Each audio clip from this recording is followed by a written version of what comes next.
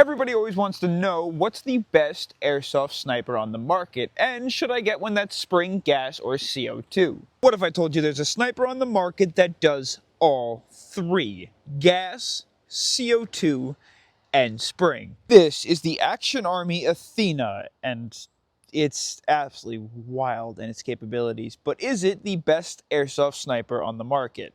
This is a full review video, so if you do choose to stick around, you will see everything from the specs, to the fire testing, to the efficiency, to its capabilities. We'll take it apart, put it back together, and talk about everything that makes this thing so cool. And if by chance you haven't seen the original unboxing video where I took a look at this thing for the first time and all the other cool things Action Army sent me, go check that out later. This little sniper goes by two different names: the Action Army Athena or the AAC-C1. When I first picked this up, I realized how small it really is. It comes in just shy of 3 feet, and it really doesn't weigh all that much. Oh man, was I excited when this thing first released, and not because it looks like an absolute hornet or yellow jacket with its narrow front and its quote-unquote beefy behind, because it's really quite small, but because not only did it function different than almost anything we've seen on the market before, but rumor has it it's also almost entirely VSR-10 spec, which if you don't know is one of the most popular sniper platforms on the market right now in Airsoft. Now before we do a full teardown on this thing later in the video, let's just take a look at what you'll see right out of the box and some of its cool features. So the entire stock is polymer, the upper is metal, and then we move to the rear. You're going to notice a rubber butt pad that is relatively solid with not much malleability, a small, thin plastic stock, much smaller than what you're probably used to. We do have a sling attachment point on the right and left, which is really nice to see. I love the fact that it's ambidextrous right out of the box. It makes it really user-friendly for anybody who's a righty or a wrongy. As we move into the grip, there's not much grip here. It's just smooth, and it's kind of odd in the hands. But when you do close your hand on it, it's kind of like an open palm position, and it's not that big of a deal. I think you won't notice that during game, especially when you have some more padding, but you might want to add some stippling there. I'm also taking a look at the stock, and you do see a very aggressive seam line down the entire thing, which I think could have been polished off, but again, that is not a big deal at all, especially as we start to throw some paint on that. I'm sure that won't even be noticeable at all. Just in front of the grip, we have the safety. The safety in a upwards position allows the trigger to move, and very simply, in a downwards position, there is no trigger movement. You can move the bolt when the safety is engaged, and you can engage the safety when there's a round in the chamber. Your bolt handle, like I said, it's very reminiscent of like an SSG-10 or a VSR-10. Feels super similar, and it does lock to the top at a, maybe, I guess that's like a 45-degree angle, like a 1 o'clock position, and then it pries out to like a 3 o'clock. The bolt pull is very, very smooth, and it pushes down with zero effort at all, and then obviously we just lock it down in place. The trigger is just a simple hook style trigger, and there's very little wiggle room in it when there's a round in the chamber. When you do break it, the break is little on the mushy side. That's okay. I don't know if you could see that. You can't feel it, but it does feel a little mushy. As we move up to the top, you'll notice there is no rail. We'll get to that in a second. That is an aftermarket part that we're going to throw on so we can accuracy test it. As we go forward, your rear iron sights are in front of the bolt, which is super unique. That's not something that you see very often. It almost reminds me of like a shotgun. And there's a little white indicator in the center. Up in the front, there are also ambidextrous sling points in case you choose to mount it just here, or if you want to do a 2-point sling attachment. That is huge. A bipod attachment point on the base right below those, and then of course your mag, your VSR-10 with a button mag. So if you already have these guys lying around, I think these take 48 rounds, you're good to roll. And it is spring assisted, which is nice to see. That won't go getting stuck in there, which is nice. And it does have these little finger grooves, so it's easy to get to, unlike some of the replicas where you have to like dig at it. So that's really nice. Further in the front, we have a fiber optic front sight, which is very, very tall. And this guy doesn't come on it. It comes with an orange flash hider. I just took that off. But it is a 14mm counterclockwise thread. On the left side is your hop-up adjustment. It's just a little bar-style hop-up that you'll see on the VSR-10s and the SSG-10. Move it forward for less hop, move it backwards for more hop, and it does click in place. I don't know if you could hear that. Now here's where everything gets a little bit funky, because obviously as you look at the bolt, it's a little bit different than you're used to seeing, because this is the gas bolt. What we have to do is open this guy, charge the replica, push it forward a little bit, and that allows us to access our gas reservoir. Not a mag, this is your gas reservoir. The fill valve is on the base, and the release point is on the front. This is magnetized, so it drops in place. If you can see that, it kind of just like catches it. And then when you close the chamber, now with it all closed and ready to go, when you do pull the trigger, what it does is it actually shoots the gas reservoir forward, compressing that small button on the inside. And when that button on the inside compresses, it shoots a small burst of gas out the front of the replica, firing the BB. So it functions a little bit different than your regular replica. Now I mentioned this can take CO2. There are aftermarket CO2 cartridges that you can pick up. We'll test those later on. And there's an entire conversion kit that converts this to a spring style VSR-10, which we're going to take a look at in another video as well. Before we do any sort of testing, we have to throw on a scope. And in order to do that, you're going to have to pick up this rail. I do wish that it came with it, just because it's an absolutely essential part to the upgrade. I don't really understand why it doesn't come with it, but they aren't that expensive, and in most cases, wherever you pick them up from, you can also pick up a rail. The rail is polymer, just keep that in mind, and it does come with a set of screws. Now it looks like it goes on, is it this direction or the other way? It's going to be this way. I think, yeah, it's probably going to be that way. Because that lines up, that matches up there. Okay, so it's going to go the direction of that, like, fishtail look, small triangle, to the rear. And it's going to butt up against the rear sight. We'll pop the screws that came with it out. And you're going to want to have some Loctite glue. You're going to have to flip the gas cover off and on pretty consistently. So with that movement, if you don't use some Loctite, it may not stay in place. We'll get our driver. I think that's the right size. And a little bit of blue. Never have too much blue. So I brought out this high quality LPVO. This is an LPVO that I have used for just about 2.5 years now, and it has served me super well. So I know it holds 0 and it's super consistent. It's also very clear sight picture, so it'll give us the best possible testing or accuracy.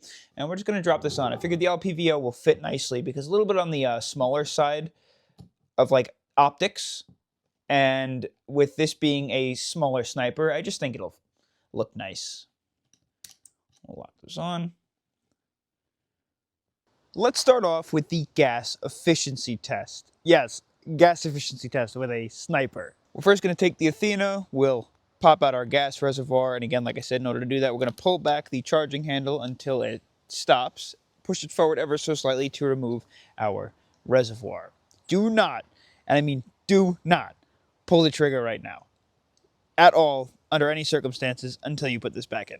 Now we're going to take our reservoir and some high pressure gas. This is equivalent to red gas, even though it says green gas. It's high pressure, so it's equivalent to red gas. And the reason we're using this is because today it is about 48 degrees. Holding it until we hear nothing. Taking it off. And then we'll insert it back into the replica. Now this is a very small gas reservoir, so I don't know how many BBs we're going to be able to fire out of one single charge of gas. Now, kind of just to reiterate, what do I mean by gas efficiency? We inserted a mag. I believe these hold 48 rounds. We want to see how many shots with enough velocity we can fire out of a single gas fill of this tiny little reservoir inside of the bolt. We don't want to just see how many come out, because if they're not powerful enough, you're not going to use them. We want to make sure that they have enough velocity so you can continue to use them in game. 3, 2, 1.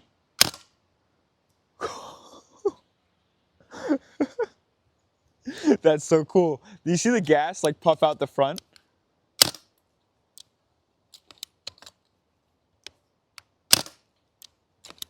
Now, mind you, this is my first time firing this. It's interesting because the bolt full like throws itself forward. You could totally feel that in the shoulder. And the bolt pull is super smooth. I'm just going to keep running through these shots, and I guess I'll speed it up for you guys.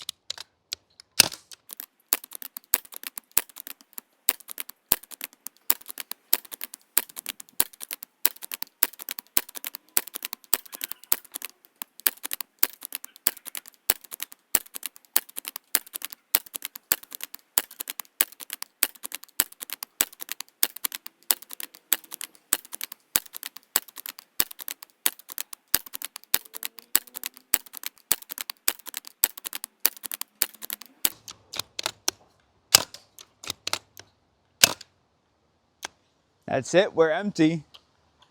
We cleared a 48 round mag.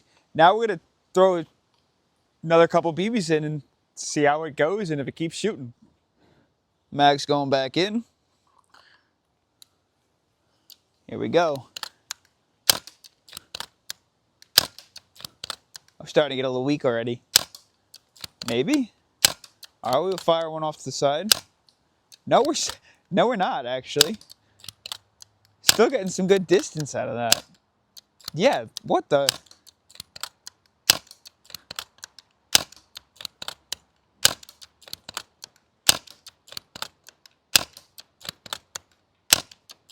Keep firing one off in the distance so we can see if we still have the range, and we do. Jeez.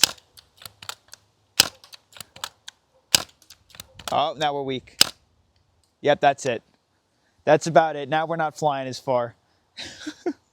We emptied a full 48 round mag and then almost half of the other one. There's still gas in there. It's just obviously not enough to propel the BBs far enough. All right, so next I want to get this thing through the chronograph. We have it set for 0.3 gram BBs and a completely full gas reservoir. And we're going to see best of 10 shots, what kind of groupings we have.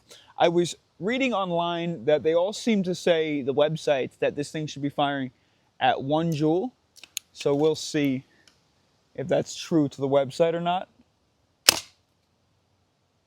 We're at 0.86 joules and 247 FPS.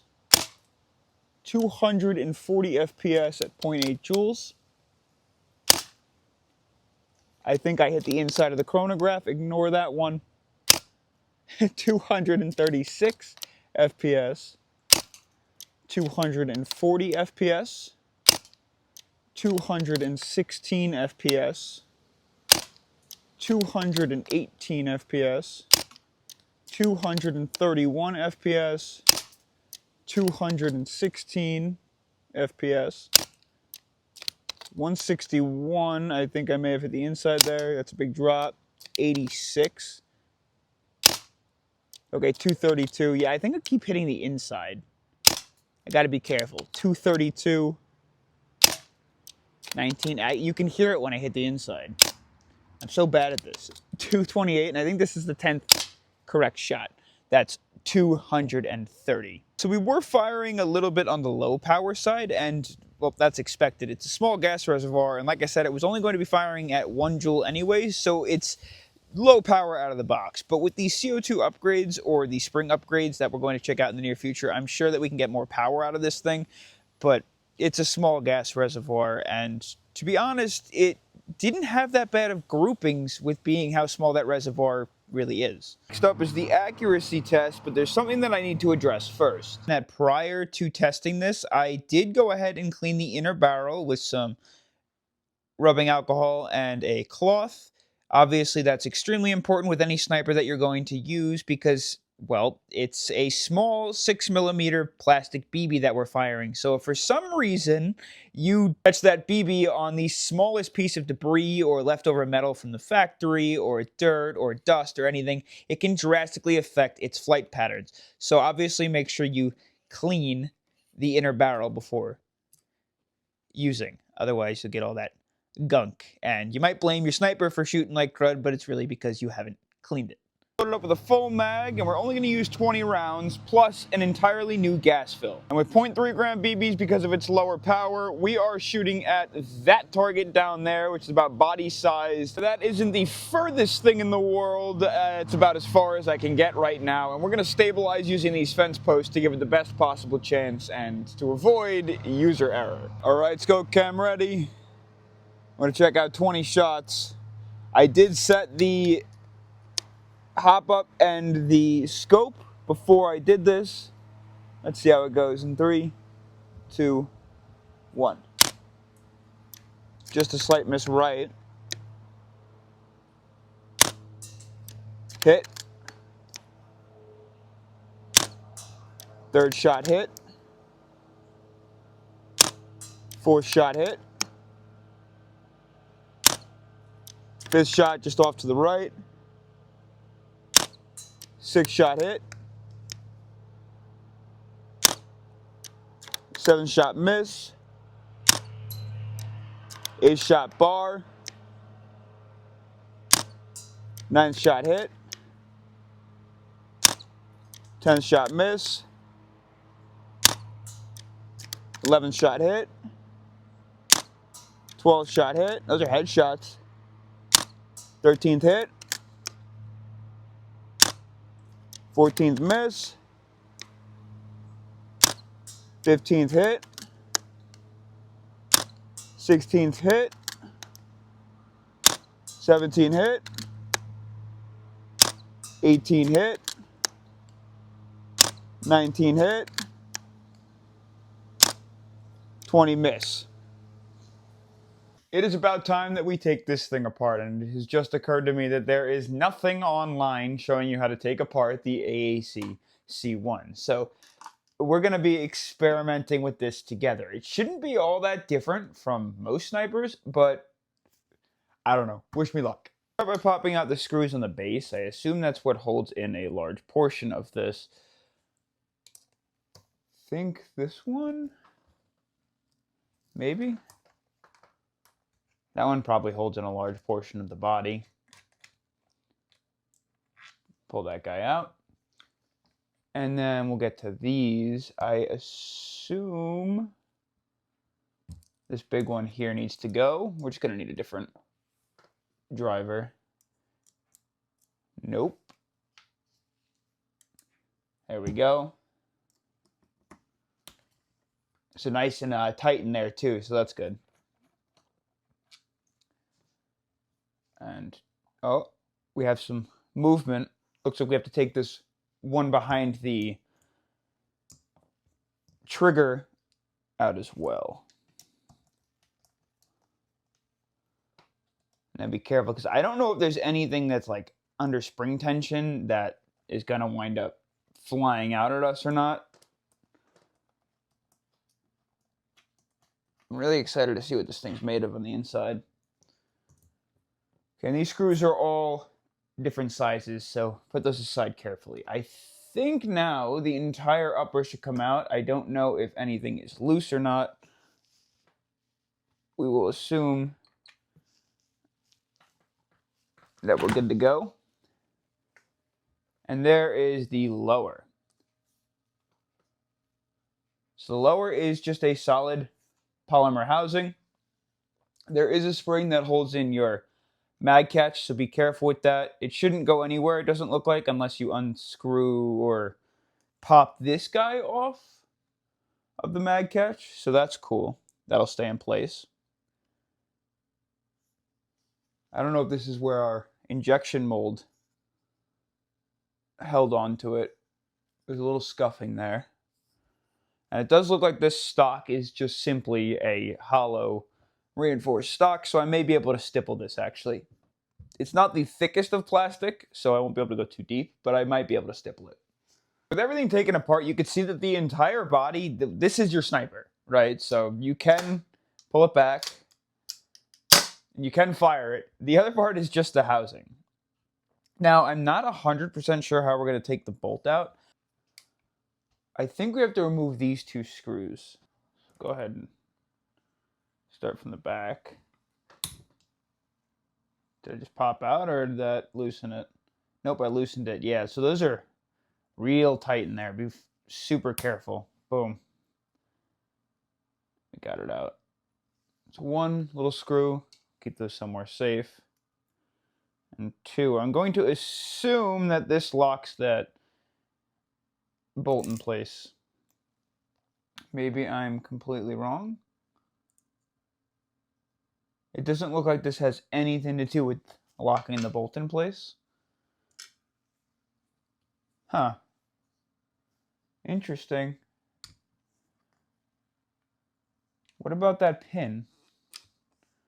Gotta be careful. I'm gonna engage the safety so we... Oh. Nope, that is the pin. It came out. Now how do we take it out the rest of the way? Trigger group is something that I never want to take apart, but I'm assuming that we're going to have to. I think we have to get to both of these screws in order to be able to remove the bolt. So we're going to give that a go. I think this key should do. Yep, looks like it. We'll just pop this one out.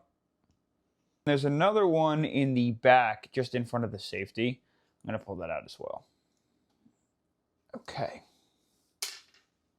Now, please don't explode on me. I think the trigger box should just come off. Oh, and there's that bar. You see that bar right there? That is what's going to allow us to take our bolt out. Now be careful, you'll notice there's two wobbly pieces here. Your safety and your trigger box.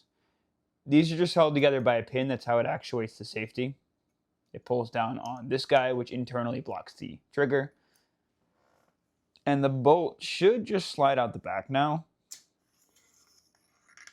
Bang. Okay.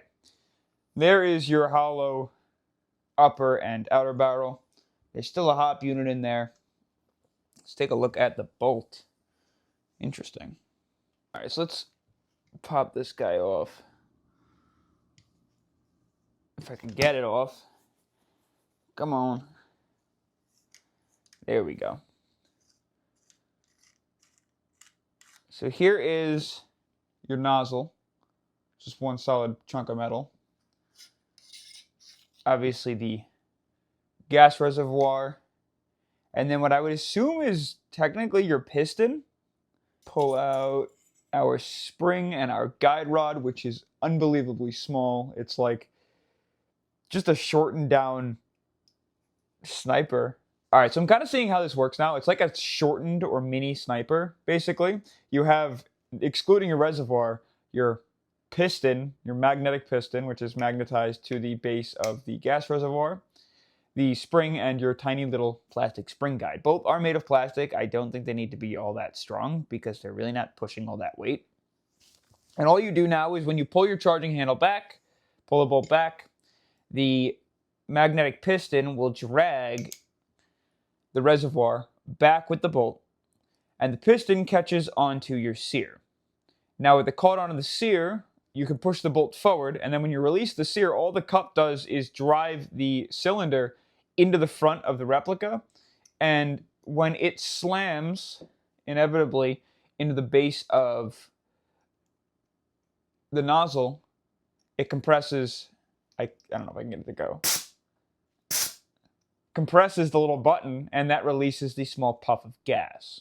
So that's kind of cool. You're relying on a lot of things here, like the consistent spring weight of this guy into the front of the nozzle in order to get consistent shots. That is cool. Taking a look at the trigger again, it is a super, super simple system. I'm not going to go taking this guy apart because there's really no need to. Sniper triggers often have zero problems anyways. The entire thing is super simple. You can see there's very minimal moving parts. This is the pin that locks the piston in place. This catches it. Oops, dropping it. And it just sits up in there like this. This is your sear, I believe. Yes, this is your sear. So this is the part that's going to catch onto the little piston that you got. This thing's so cute. Wow. Not bad. That is one heavy nozzle too. It's got a lot of weight to it. It's one solid chunk of metal. What I do want to see is the inside of the upper body and see why it's so smooth. And it looks like, I don't know if you could see these, but if I can get it to focus, you see those guide rings right there? Those plastic guide rings that kind of run that circle around the bolt. I think those are what stabilize it so much and keep it such a smooth bolt pull. So it's not metal on metal, it's technically metal on plastic when you're pulling the bolt. Now for the fun part, let's take a look at the hop unit. So I believe we just unscrew the scope. Hands are so greasy.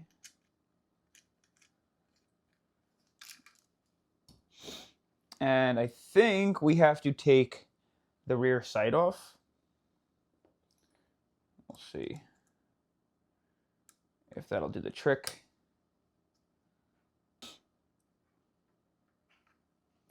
All right. Now I think we should be able to, yep, we can unscrew the outer barrel from the body. That's crazy. I mean, that's all that it's held in by, because when you put the trigger group on and the lower on, it keeps it together. But afterwards, it's just these threads.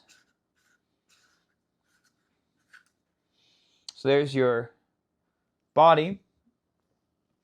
And there is your outer barrel and hop unit.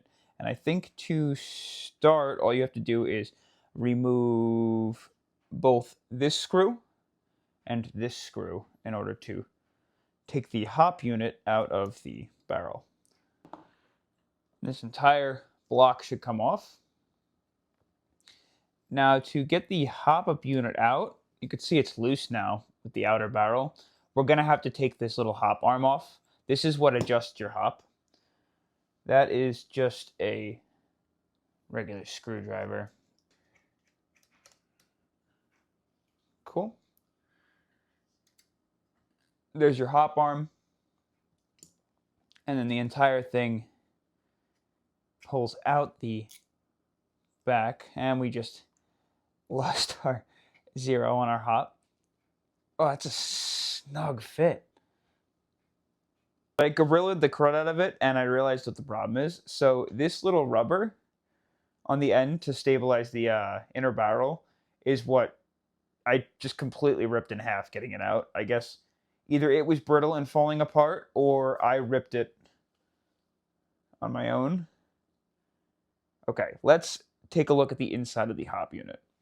Don't know particularly which screws to take apart first. I think we're going to try and remove the entire arm here. So we're going to remove this screw, this screw, this screw, because this is the arm that when connected to that lever that peeks out of the side of the barrel, this is what allows you to adjust your hop up. You see that motion? Super interesting. Okay, so we're just going to remove this one, and this one. These 3 screws should do the trick. And we're going to remember that this screw, little flat head around it, is the one that goes on the side of the hop unit. That's why even when you do take things apart and you're learning, the best thing to do is to record it, because you can always go back and see where things went and what you did right, what you did wrong. Unscrew this guy.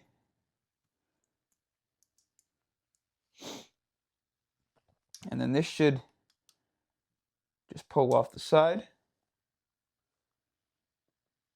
And then the other piece should also, is it going to just pop off, or maybe? Okay, maybe the other side's not going to pop off right away. There might be some other things I'm going to have to do. Let's unsandwich. Oh, hold on. Oh, it's almost out. That's your little hop. Oh, look at that. Okay, so that's your hop up nub. So what this does is, obviously it's slightly angled. So when this guy slides against the hop up nub, it starts to pry it downwards onto, if that makes sense. See how it kind of pries upwards? It's just to pry it downwards onto the hop rubber as it pushes back. Makes sense. Okay, let's get 1 and 2 screws out. Looks like this entire hop-up unit is like a sandwich casing, so it should just pull apart in 2 pieces. I don't know how complex it is. Looks like a lot of pieces are gonna move around. There's a spring as well, be careful. So there's your one side of your casing. And there is the other side.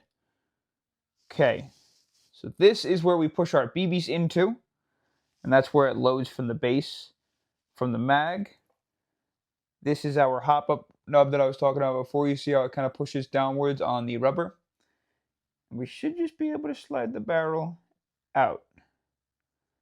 Now, while we're here, I'm going to throw one of my hop rubbers on it, just because I personally love using Stalker's rubbers. But I just want to take a look at Action Army's rubber. It looks to me like it's just kind of like the standard Action Army like AAP-C1 rubber. Oh, careful with the screws. Where it just has a small little like hot dog mound that's going vertical at the roof of the hop-up rubber. I'm going to throw in a Stalker hop-up bucking that was sent to me by Skirm Shop. Thank you, Stalker, and thank you, Skirm Shop, and there's a reason for it. If you look into the inside of this hop-up rubber, it's a much more flat and plateaued contact surface, slightly rounded so it hugs the BB and doesn't just press down on it like this. It'll kind of hug it. So there's more contact surface, so it should increase our accuracy. We're going to toss that onto the barrel. Oops, careful, don't tear it. That hugs it nicely, actually. We should be able to just drop it in like this. Okay. Oh, stay there. Oh, everything's coming apart. Oh. I don't know if you can see that. Wish I had a magnet of some sort. There's a bearing right here. Where did you come from? Where did you come from? Was it on here? I'm going to go back into the video. Like I said, this is why you always record when you're taking things apart for the first time. So this bearing is supposed to sit in that small little hole right here. I don't know if I'm going to be able to get that out myself. Okay. Oh, my hands are so greasy.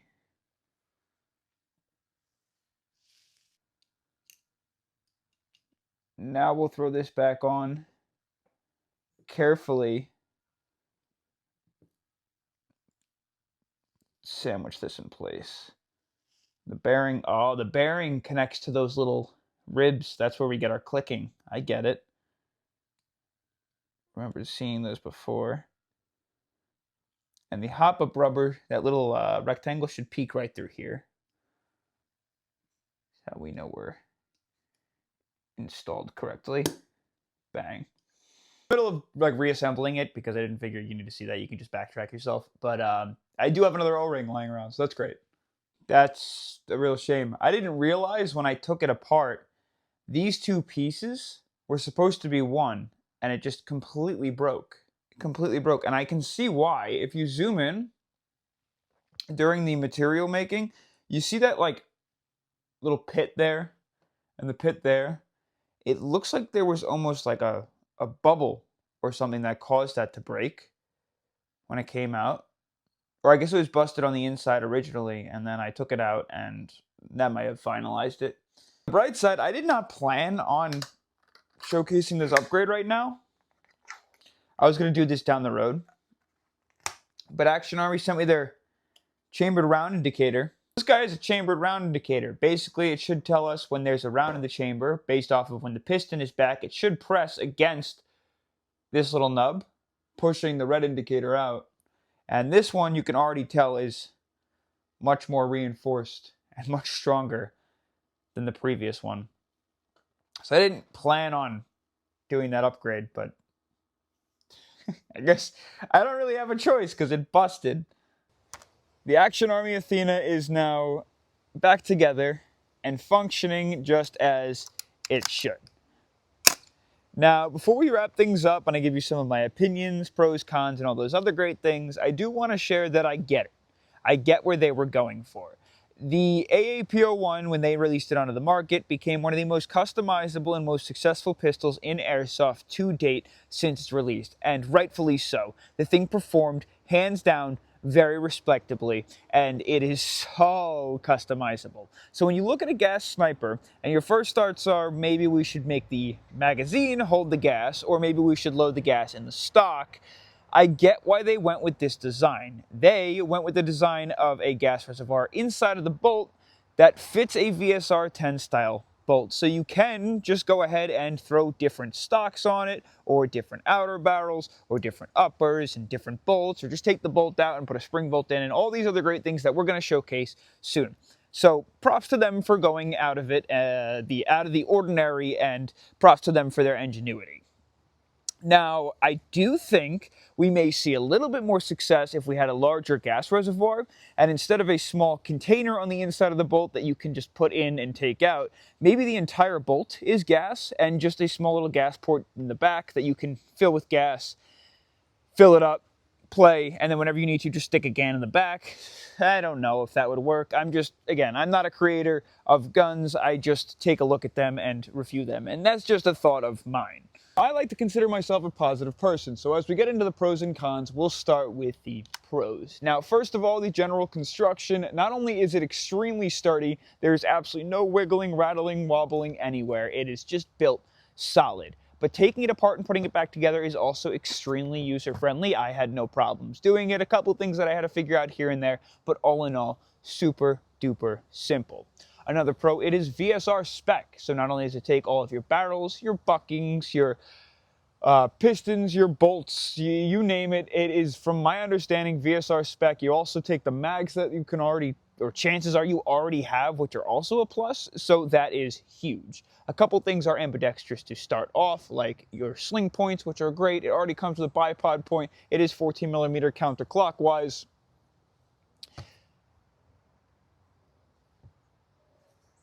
And personally, a lot of people don't like the look. I originally wasn't too much of a fan, but for some crazy reason, it's starting to grow on me.